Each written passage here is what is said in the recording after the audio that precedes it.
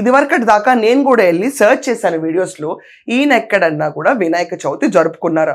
సంక్రాంతి ఉగాదికి సెట్లు వేసుకుంటా పండగలు చేసుకునే జగన్మోహన్ రెడ్డి నిన్న వినాయక చవితి కూర్చుని తాడేపల్లి దాకా వచ్చి పండగ జరుపుకుని మళ్ళీ తిరిగి వెళ్ళటం, ఇదే యలహంక ప్యాలెస్లో జరుపుకోవచ్చు కదా.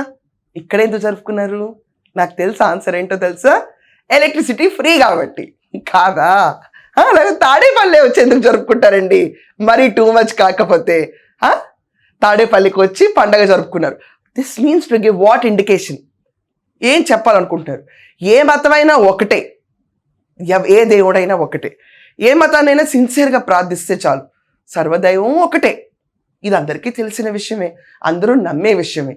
కానీ ఇంతకాలం వినాయక చవితికి రుసుములు కట్టాలి, బైక్ సెట్టింగ్కి డబ్బులు ఇవ్వాలి, పర్మిషన్లు కోసం వెటకారంగా తిరగాలి అందరూ జనాలనుక, ఈసారి టీడీపీ గవర్నమెంట్లో ఏది కట్టక్కర్లేదు, మైక్ సెట్లు ఫ్రీ, ఎలక్ట్రిసిటీ ఫ్రీ అనేటప్పటికీ పండుగ చేసేసుకుంటున్నారా? మీ ప్రభుత్వంలో మీరు ఈ మాత్రం ఫ్రీ ఇచ్చుండి మీరు పండుగ చేసుకుంటే చాలా వరకు మీకు హిందువుల దగ్గర నుంచి ఆదరణ ఉండుండేది కదా. ఎందుకు జరుపుకోవాలా? ఇదే వరకు అర్థం కావట్లా. అసలు భారతిరెడ్డి గారు ఎందుకు రారు? సెట్టింగ్ వేసినప్పుడు భారతిరెడ్డి గారు ఉన్నారు, ఈరోజు నిజంగా పండుగ జరుపుకున్నప్పుడు ఎందుకు రాలేదు ఆవిడ? ఇది కూడా చాలా మంది అడుగుతున్నారు. ఏమో నన్ను ఒక్కదాన్ని మీరు ఇలా బ్లేమ్ చేయకండి.